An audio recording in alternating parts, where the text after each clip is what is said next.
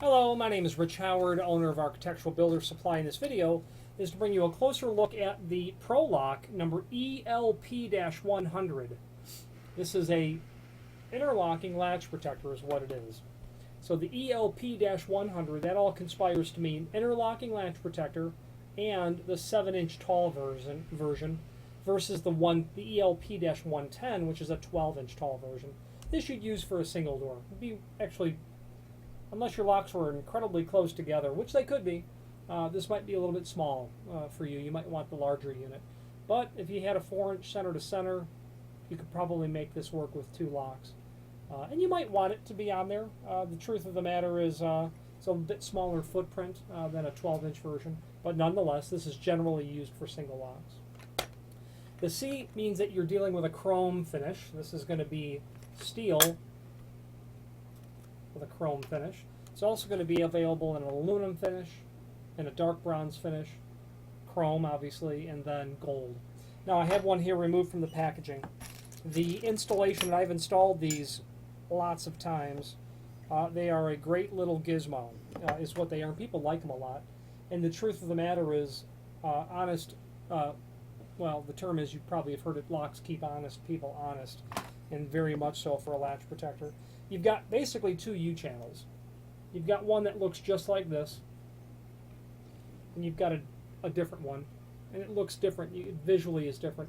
You got screws in the back side of one through the face of the other. So here's what happens. You install this U-channel to the face of the door. You install this U-channel to the face of the frame, not necessarily in that order, but to the jamb. Okay, and then to the door. And what happens is when the door is pushed closed, they mate together like that. Now, 2 things occur in that case. This is the side you're presented with. There's no way to get to the latch bolt.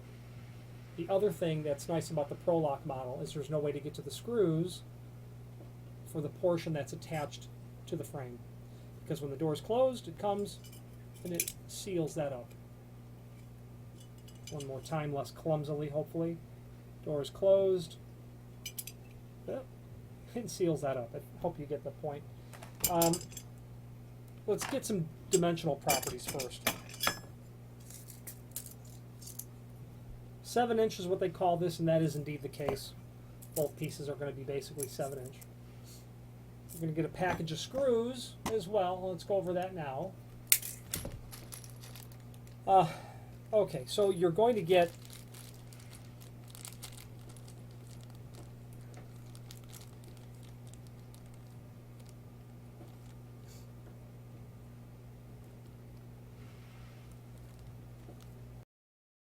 you're going to get 4 short screws. You're going to get 3 long screws. Well, you'll get 3 long screws for sure. Okay, this package happens to have 4 in them, but you only need 3. And here's what you do. You get the frame portion placed onto the frame. You're going to want to take, when I've installed this, take the door portion, and you're going to want to do a reality check that when the door is closed, you've covered those holes. Once you have an idea of where you're going to place that, mark your holes. Okay? Mark them. I like to go so far as to even do an additional reality check because I don't want to move this whatsoever. You might install one to find that it's got to move a little bit over, but I don't like to do that because I want it to be exact the first time. So I'll make sure that when my door is closed, I'm able to get my channel positioned exactly where I like it. Okay.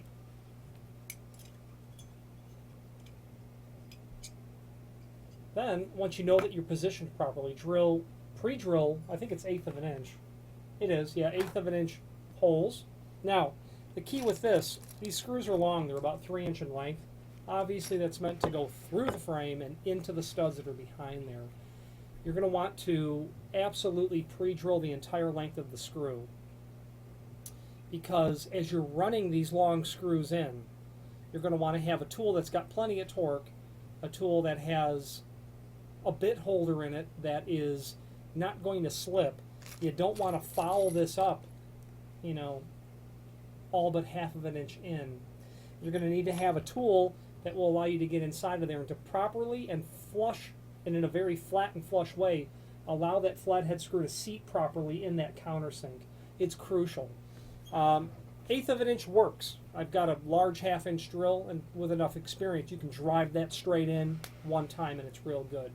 And the key to get the screw all the way seated in, all the way into the studs, is pre-drilling the hole. Otherwise, you'll never get it. It'll just never go all the way down without destroying or damaging the frame.